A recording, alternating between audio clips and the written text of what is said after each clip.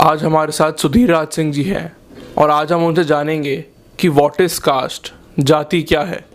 तो सुधीर राज सिंह जी बताइए हमें।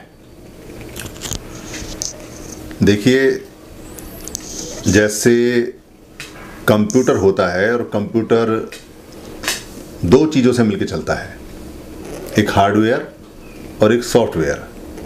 हार्डवेयर में उसका सारा हिस्सा आता है, जैसे उसका मॉनिटर है, उसका कीबोर्ड है, उसका सीपीयू है, उसकी मेमोरी है, रैम है, उसमें कैमरा लगा हुआ है या उसमें स्पीकर हैं, ये सारी चीज़ें हैं।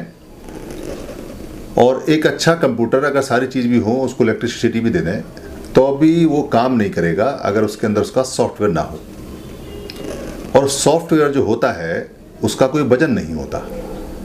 ऐसे ही भगवान ने बताया कि जो शरीर चलता है उसकी दो चीज़ें हैं, एक हार्डवेयर यानी रूप, उसका शरीर, शरीर के सारे अंग, और एक उसका सॉफ्टवेयर जिससे वो चलता है, जिसे उन्होंने मन कहा। और ये जो मन का सॉफ्टवेयर है, इसमें बहुत सारी फाइलें होती हैं, बहुत सारी इसके अंदर एप्लीकेशंस होती हैं जो समय समय पे प्रकृति से बनती रहती हैं और ख़त्म होती रहती हैं। इनमें वायरसेस भी आते रहते हैं। तो ये जो मन की स्थिति है, जो मन का सॉफ्टवेयर है, उसकी एक एप्लीकेशन है जिसको जाति कहते हैं। और जाति का आप ध्यान देंगे कोई वजन नहीं होता, कोई भौतिक चीज़ नहीं है जाति, कहीं उठा के रख नहीं सकते, कहीं उसको छीन नहीं सकते, कहीं जा नहीं सकते। ये आपके मन की स्थिति, मन के अंदर चलती है। एक व्यक्ति जो जाति मन में रखता है, फाइल रखता है, अगर वो भारत से, क्योंकि ये भारत में काम करती है, भारत से अगर अमेरिका चला जाए और वहाँ अमेरिका के मिस्टर सैम से जाके बात करे, तो वो अपनी जाति कितनी उसको इस्तेमाल करता हो, मगर वहाँ वो जाति नकारा निकम्मी हो जाती है, क्योंकि उनका सॉफ्टवेयर उसको रिसीव ही नहीं करेगा। वो जानता ही नहीं है कि क्या होती है जाति। इसलिए जाति का जो फिनोमेना है वो वेटलेस है, उसके अंदर कोई फिजिक्स नहीं है, उसके अंदर जितना भी है वो सारा सॉफ्टवेयर है। और जाति भारत में पाई जाती है। आप अगर विशेष ध्यान से देखेंगे और ध्यान पूर्वक अगर जानेंगे तो आपको पता चलेगा कि जाति पुराने समय में नहीं थी। भारत में जब भारत के मूल निवासी लोग रहते थे तब यहाँ वर्ण भी नहीं था, क्योंकि वर्ण कैसे बनेगा? वर्ण जब बना, जब भारत में बाहर से कुछ लोग आए तो उनको कहा गया ये अवर्ण है, हमारे वर्ग के नहीं हैं, और हमें कहा गया हम एक वर्ग के हैं, यानी हम मूल निवासी वर्ग के हैं और वो बिना वर्ग के हैं। फिर कई वर्ण बने। उसके बाद बुद्ध ने वो सारी कृतियाँ ख़त्म की और बुद्ध के समय में एक भी जाति नहीं है। बुद्ध के पूरे साहित्य में कहीं कोई जाति का नाम नहीं है। अगर वो जाति शब्द इस्तेमाल किया, जो जाति बना है, तो जाति का मतलब है जन्म, जो किसी पशु का, मनुष्य का, जानवर का, या जितनी भी जीव जो जन्म लेते हैं उनके जन्म से मतलब है। उनके जन्म होने को जाति पाली के अंदर बोलते हैं। मगर कास्ट सिस्टम नहीं है, जाति का कोई तंत्र या जाति का कोई तत्व या जाति का कोई सिस्टम नहीं है। ये बिल्कुल क्लियर है। और बुद्ध के समय के बहुत बाद के संस्कृत साहित्य में, क्योंकि संस्कृत बाद में, संस्कृत भाषा बाद में बनी, तो वो जो बाद में साहित्य बना, उस साहित्य के अंदर भी कहीं सिस्टमेटिक वे में जाति नहीं है। तो ये बात तय हो जाती है कि जाति कोई अमर चीज़ नहीं है, जाति बहुत बाद में बनी है। और कोई भी ऐसा व्यक्ति जो ये दावा करता है कि जाति उसने बनाई है, वो झूठ बोलता है, क्योंकि जाति का फिनोमिना ऑटोमेटिक, नेचुरल बना है। और जाति का जो फिनोमिना बना है या जाति का जो सिस्टम बना है, वो इस आधार पे बना है कि एक समूह या एक व्यक्ति को जाति के तंत्र से, सिस्टम से फ़ायदा होता है और दूसरे तंत्र को नुकसान होता है। जाति, अगर आप जाति को छुपाएंगे या जाति को बदलेंगे या जाति से घबराएंगे या जाति से परेशान होंगे, तो ये एक मनोवैज्ञानिक कंप्यूटर का फार्मूला है। ये ऐसा सिस्टम बना हुआ है कि वो और ज़्यादा मजबूत हो जाएगा। और अगर आप उसको सिर्फ जान लेंगे, आप उसका इस्तेमाल बंद कर दीजिए, उसे मानना बंद कर दीजिए, सिर्फ आप उसको जान लीजिए, तो जाति बहुत कमज़ोर होकर ख़त्म हो जाती है। तो लगातार जानते रहने से जाति का नाश हो सकता है, जल्दी हो सकता है। तो जानने के लिए आपको ये पता होना चाहिए कि जाति की उत्पत्ति या जातियाँ बनती कैसे हैं। क्योंकि जितने भी भारत में अब तक लोग आए और जिन्होंने जाति के ऊपर खोज की, और जितने भी लोगों ने जाति के ऊपर बात की, उसमें से किसी भी व्यक्ति ने आज तक यह बात नहीं खोजी कि पहली जाति कब बनी, पहली जाति बनने का फार्मूला भारत में क्या था, जाति कैसे उत्पन्न हुई। लोगों ने जातियों के बारे में डिस्कस किया, उनके परिणामों के बारे में बताया, उनके दुष्परिणामों के बारे में बताया, उनकी चर्चाएं बहुत हुई, कितने प्रकार की होती हैं, कैसी होती हैं। यानी हम उनकी विशेषताएं तो बता रहे हैं, उनकी उपयोगिता बता रहे हैं, उनकी अनुपयोगिता बता रहे हैं। हम बता रहे हैं कि देश के लिए ये नुकसानदायक हैं, देश के लिए अच्छी है, मगर हम इस बात को नहीं बता रहे हैं कि पहली जाति कैसे बनी। अगर आप ये समझ लेते हैं कि पहली जाति कैसे बनी है, तो फिर आपके हाथ में वो सूत्र आ जाता है कि जाति का विनाश कैसे हो सकता है, जाति कैसे खत्म हो सकती है, जाति कैसे वीक हो सकती है। और ये कुछ ज़्यादा मुश्किल नहीं है, ये इतना ही आसान है जितना कि थाली में रखी हुई रोटी को तोड़ के आप मुंह में रखते हैं।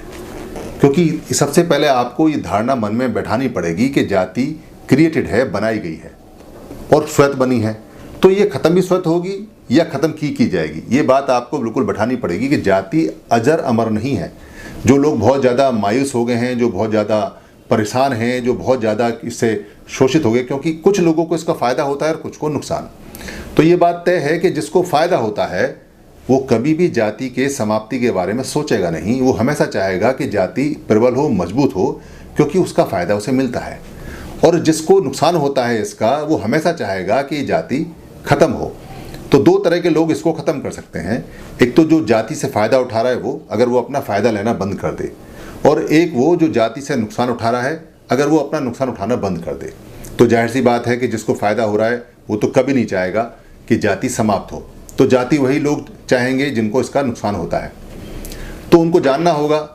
तो इसके संदर्भ में अगर आप ये देखेंगे, मैं भारत की दो प्रमुख जातियों के बारे में आपको बताता हूँ। जैसे एक जाति है जो पाकिस्तान, ईरान और भारत के सभी उत्तरी दक्षिणी हिस्से पूरे देश के अंदर मिलती है, जिसको चमार कहते हैं। चमार जाति सबसे ज़्यादा लोगों की जाति है, सबसे ज़्यादा मानी जाती है, सबसे ज़्यादा जानी जाती है। मगर आपको जानकर ताज्जुब होगा कि चमार शब्द न पाली में है, न संस्कृत में है, और बहुत अभी के समय में ये चमार शब्द आया है। तो चमार शब्द की उत्पत्ति क्या है, चमार की मीनिंग क्या है, मतलब क्या है, अगर आप ये बात जान लेंगे तो चमार शब्द से आप भागेंगे नहीं। फिर आपको पता चल जाएगा कि चमार की उत्पत्ति कैसे है। क्योंकि कई लोगों ने इसको बदलने का प्रयास किया, इसके नाम को बदलने का प्रयास किया, मगर इसके नाम को बदलने से इसके प्रभाव को नहीं बदल पाए। कुछ लोग इससे भागे, उन्होंने दाएं बाएं इसको कहा कि ऐसी है वैसी है, उसका भी फ़ायदा उनको नहीं हो पाया। तो भागने से या छुपाने से या बदलने से ये बहुत तेज़ी से बढ़ती है, मगर जानने से घटती है। कैसे घटती है? भगवान के समय तक चमार नाम था ही नहीं। पूरे पाली साहित्य में एक सिंगल शब्द भी नहीं है चमार। आज के संदर्भ में कैसा बताते हैं कि चमार चमड़े का काम पहले के समय करते थे, वो चमड़े का काम करने वालों को चमार बोलते हैं। जबकि ये बात बड़ी अजीब सी लगती है, क्योंकि पूरी दुनिया के अंदर दो काम सबसे पहले मनुष्य ने सीखे। जब आग आई, आग के बाद में जब उसमें सभ्यता आने लगी, पहला काम तो वो करता था जंगल में जाके जंगली पशु से अंडे लाना, मांस लाना, और मांस के बाद में उसकी हड्डी का इस्तेमाल करना शस्त्र के रूप में, या उसकी खाल को इस्तेमाल करना उसको बिछाने ओढ़ने के रूप में। और दूसरा काम वो करता था जंगल जाके साग सब्जी, फल फ्रूट और लकड़ियाँ इकट्ठी करने का, जड़ी बूटी इकट्ठी करने का। तो इसमें जो पहला वाला काम है वो काम ज़्यादा मेहनत का होता था, क्योंकि उसमें जंगली जानवर भी मारना होता था, कई बार उसमें जान भी जाती थी। और ये जितनी ज़्यादा जो व्यक्ति खाल इकट्ठी करता था, क्योंकि जो खाल होती थी उसको पुराने समय में, बुद्ध के समय से पहले भी चीवर बोलते थे। चीवर, चादर नाम नहीं था जब तक, आज हम उसको चादर बोलते हैं, तब ये चीवर नाम था। तो जिसके पास जितनी ज़्यादा खाल होती थी, जितने ज़्यादा चीवर होते थे, वो उतना ही संपन्न, उतना ही इज्जतदार और इतना ही बढ़िया माना जाता था। क्योंकि ठंड के समय में खाल ही शरीर को बचाती थी। और जब आदमी ने साधना करनी शुरू की तो वो नीचे फर वाली खाल ज़मीन पे किसी जानवर की, जैसे शेर की या भालू की, जो उन्हें प्राप्त होती थी, उसको ओढ़ता था, उसको बिछाता था, और वहाँ बैठ के वो ऐसे करके साधना करता था। और इसी के तंबू बनते थे, और इसी का बैग बनता था, हाथ से सिल के, हड्डियों से सिल के, और इसी को ओढ़ते थे। और जिस समुदाय के पास में, जिस घर के पास में जितनी ज़्यादा खालें होती थी, उतना ज़्यादा वो मालदार, रईस और इज्जतदार होता था, और वो उसको ओढ़ता भी था। फर वाली खाल को ओढ़ के बैठना बहुत शान की बात होती थी। ये बुद्ध से समय की पहले की बात है। मगर बुद्ध के समय में कपड़ा बन गया। जब कपड़ा बन गया तो लोगों ने खाल को ओढ़ना बिछाना कम कर दिया, मगर खाल की उपयोगिता कम नहीं हुई। चमड़े के सामान से जानवरों की बेल्ट, जानवरों के घोड़ों के ऊपर के सामान, घरों के सामान, ये सारे बनते थे। तो आज के समय में भी जो रेक्सीन या प्लास्टिक का सामान बना हुआ है उससे ज़्यादा चमड़े का सामान अच्छा माना जाता है। विदेशों में इसकी और भी ज़्यादा है मांग। तो यहाँ भारत के अंदर जो लोग इस चमड़े के काम को करते थे उनको रईस संपन्न, क्योंकि वो यहाँ के मालिक थे, माना जाता था। तो कुछ लोगों ने उनके काम को बिल्कुल ही गंदा, अपमानित सा करके और एक प्रचारित करके उस काम को अपने कब्जे में ले लिया, क्योंकि उस काम से उनकी सबसे ज़्यादा इज्जत होती थी, सबसे ज़्यादा मान सम्मान था। और बुद्ध के समय में कपड़ा आ गया था। तो बुद्ध के समय में कपड़ा आने के बाद बुद्ध ने जब अपने राजशाही कपड़े, अपने अच्छे वाले कपड़े त्यागे और सबसे पहले जो कूड़े पे बना हुआ, जो कूड़े के ढेरों पे पड़े हुए कपड़े थे, उनका चीवर बनाया और उसको ओढ़ा और ज्ञान प्राप्त किया, तो चीवर की वैल्यू बहुत ज़्यादा हो गई, चीवर की प्रशंसा बहुत ज़्यादा हो गई और चीवर का मान सम्मान बहुत ज़्यादा हो गया। बुद्ध ने जब जगह जगह स्कूल खोले और स्कूल खोलने के बाद जब छात्रों को पढ़ाना शुरू किया तो उनको भी उन्होंने वही चादर, वही चीवर एक जैसा टीचर के लिए और एक जैसा स्टूडेंट के लिए दिया। वो एक रंग में रखते थे, जो पेड़ की खाल थी उसमें वो रंगते थे। और चीवर की इतनी ज़्यादा इज्जत हो गई, चादर की इतनी ज़्यादा इज्जत हो गई कि अगर कहीं टंगा हुआ भी मिल जाए तो उसको लोग इज्जत दिया करते थे।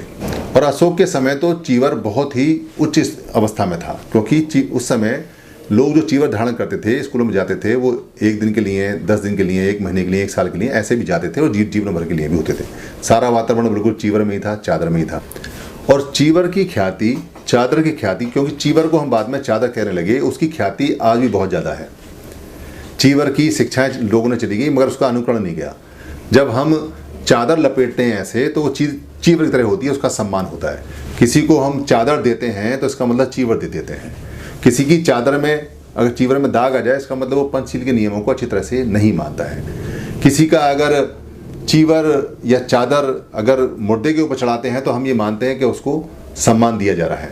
बहुत सारे लोग जो स्कूल 1 दिन नहीं गए, बिहार 1 दिन नहीं गए, मगर चीवर की इज्जत होती थी तो वो ऐसे चीवर डाल के अपना फोटो लगा के बैठते हैं जैसे एक बहुत ज़्यादा ज्ञानी और बहुत ज़्यादा ध्यानी लोग हैं।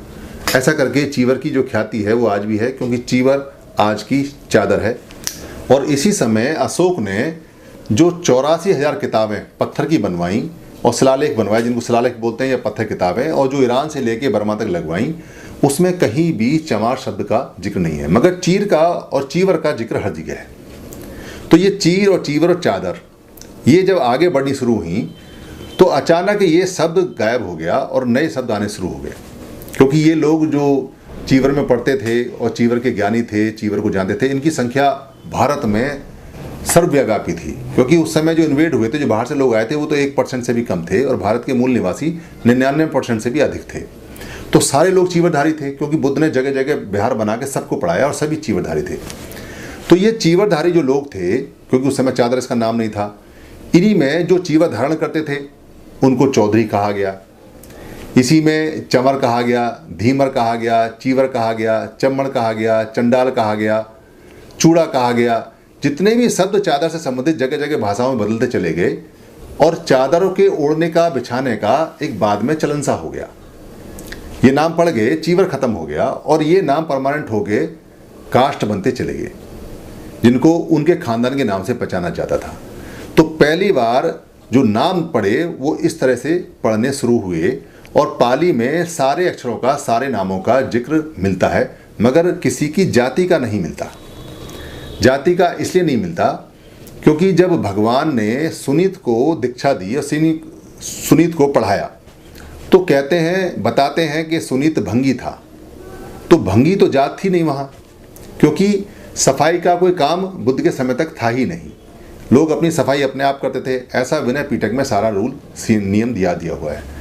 तो जब लोग अपनी सफाई अपने आप करते थे और सफाई का कोई व्यवसाय नहीं, सफाई का कोई काम नहीं और सफाई के नियम थे और कुछ ऐसा था ही नहीं, ना सड़क थी, ना कोई ऐसे भंडारे थे, लोग सूर से देखते थे। तो भंगी जो आज को हम सफाई करते हैं, जो सफाई का कार्य करने वाले को हम भंगी बोलते हैं, वो बिल्कुल गलत स्टेटमेंट है। दरअसल भगवान ने जब पहली बार विपश्यना का अभ्यास करना शुरू किया तो विपश्यना के अभ्यास में एक उच्चतर अवस्था आती है, एक ऊंची अवस्था आती है, जिसमें पूरा शरीर हवा में विलीन हो जाता है, हवा में घुल जाता है। हवा में भंग हो जाता है। इसका पाली में जो जिक्र है वो है भंग अवस्था। इसको भंग ज्ञान बोलते हैं कि शरीर का एक एक आपका जितनी भी सेल्स हैं, जितने भी कण हैं, जितने भी इलेक्ट्रॉन प्रोटॉन हैं, वो एयर में घुल गए और वो जो अवस्था होती है शरीर को जानने की और मन को जानने की, वो उच्चतम अवस्था होती है। ऐसे उच्चतम अवस्था वाले को उन्होंने भंग ज्ञानी कहा गया और उस व्यक्ति को भंगी कहा गया। तो भगवान बुद्ध सबसे पहले जब ये अवस्था प्राप्त किए तब वो भंगी कहलाए, और सुनीत ने जब ये अवस्था प्राप्त की तो सुनीत भी भंगी अवस्था में कहलवाए और वो भंगी हुए। और जितने भी महान प्रचारक हुए, महान टीचर हुए, जो ज़्यादा पढ़े लिखे थे, क्योंकि चीवर धारण करने वाले जो लोग थे वो तो सारे थे, पर उसमें जो भंग ज्ञान प्राप्त करने वाले थे वो कम थे। तो भंग ज्ञानी की अवस्था ऊपर की अवस्था है। भंग ज्ञानी को, क्योंकि बाद में ऐसा कहा गया कि भंग शब्द का मतलब है कि जो कहीं वो यज्ञ करते थे, हमारे जानवरों को मारते थे, या भारत के जो जड़ संप्रदाय उसको ख़त्म करते थे, जानवर मार के काटते थे, तो लोग उसका विरोध करते थे, उसको भंग करते थे। या ऐसा कहते हैं कि भंग एक पौधे का नाम है, उसको खाते हैं तो उनको भंग खाने वालों को भंगी बोलते हैं। ये बिल्कुल गलत है। प्राचीन समय में पाली के अंदर जो भंग ज्ञानी लोग हैं वो बहुत ऊंची अवस्था में हैं। इनफैक्ट जो चीवर, चमार, चम्मर, चूड़े, चंवर हैं, इनसे भी ऊंची अवस्था में वो माने गए हैं, क्योंकि वो अवस्था और उनका ज्ञान उच्चतम स्तर का था। ये बिल्कुल स्पष्ट है। तो इस तरह से जातियों का नाम सारी पाली भाषा में एक एक करके है। जैसे जिसको बोधि हम बोलते हैं, बोधि का ज्ञान हो जाता है, उसके वंशज जो चले आ रहे थे वो बोधि से लोधी हो गए। जैसे लाल बेगी है, लाल बेगी का मतलब है लाल कपड़े पहनने वाला बेगमी, जिसको भिक्षु बोला करते हैं, क्योंकि भिक्षु जो होता है, टीचर जो होता है, वो लाल कपड़े पहनता है और उसको हम चीवर बोलते हैं। जैसे चौधरी का मैंने आपको बताया कि जो चीवर धारण करता है उसको चौधरी बोलते हैं। ऐसे ही जो अरहत होता है, अरहत का मतलब होता है ऐसा ज्ञान जिसमें आपका सारा दुख दूर हो जाता है, उसको अरहत अवस्था बोलते हैं। तो अरहत या अरिहंत अवस्था, अरिहंत बोलते हैं जैनियों में, अरहत या अरिहंत अवस्था के जो वंशज लोग थे, यानी जो उसके खानदान के लोग थे, क्योंकि अरहत तो शादी करते नहीं, और उनके जो परिवार के लोग थे उन्होंने अपने को अरहतवंशी कहा और वो अहीर हो गए, अहीर में आने लगे।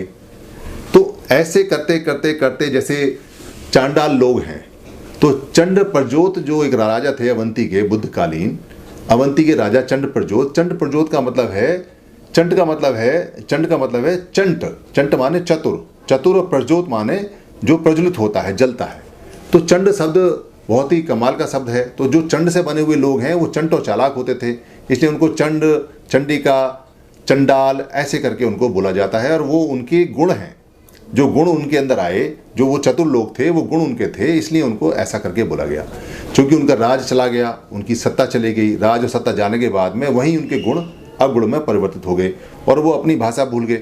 पाली भाषा का अध्ययन करेंगे तो आपको पता चलेगा कि जितने भी नाम भारत में हैं गाँवों के, और जितने भी नाम जो निम्न जातियाँ, जिनको छोटी जाति बोला जाता है, जिनको अपमानित जाति बोला जाता है, वो सभी अपने शौर्य की गाथाओं की कहानी बताते हैं। जैसे धानुक है, धानुक का मतलब है जो धम्म का अनुकरण करता हो, धम्म का अनुकरण करने वाले को धानुक बोला गया। जैसे 5 सील में जो वास करता है उसको बोला पंचशीलवासी, यानी पासी या पासवान बोला गया। जैसे महार है, महार का मतलब है मार को हराने वाले लोग, जिन्होंने बुद्ध के समय में जो मार आई थी, ऐसी विपश्यना की, ऐसी साधना की कि उन्होंने मार को हराया, वो खानदान के जितने लोग हैं उनको महार बोलते हैं, वो महार हो गए। तो ये सारे जितने भी लोग हैं वो सारे के सारे आप किसी भी भाषा में देखेंगे, सारी भाषाएं पाली प्राकृतिक से बनी हुई हैं, सभी भाषाओं में उनकी शौर्य गाथाएं लिखी पड़ी हैं। सिर्फ आपने अच्छी तरह से उनको देखना और जानना है। अगर आप देखना जानना समझ जाते हैं और देखना जानना सीख जाते हैं तो जात इतनी ही देर का काम है जितनी देर में मैंने ये चुटकी बजाई, क्यों नहीं, ये एक मनोवैज्ञानिक है। आप इसका इस्तेमाल करेंगे ये बहुत तेज़ी से बढ़ेगी, आप इसको छुपाएंगे ये बहुत तेज़ी से बढ़ेगी, आप इससे डरेंगे ये और तेज़ी से बढ़ेगी, आप इसे बदलेंगे। जैसे उत्तर प्रदेश के अंदर चमारों ने, कुछ ने जाटव कहा, जाटव कहने से कोई फ़ायदा नहीं हुआ उनको, जाटव कहने से सिवाय इसके क्योंकि जो उसका गुण चले आ रहे हैं, जो उसका फिनोमिना है, जो फाइल काम करती है वो वैसे ही कर रही है। फाइल का नाम बदलने से, कंप्यूटर में आप एक फाइल है उसका नाम बदलने से उसके गुण को नहीं बदल सकते। अगर आपको उसे जानना है कि ये कैसे डिलीट हो सकती है, कैसे बनी है, तो आप उसको डिलीट कर सकते हैं, फिर वो नहीं आएगी। तो आपने उसको जानना है, मानना नहीं है। अगर आप जाति को मानेंगे तो जाति मजबूत हो जाएगी और अगर आप जाति को जानेंगे तो जाति ऐसे गायब हो जाएगी। धन्यवाद।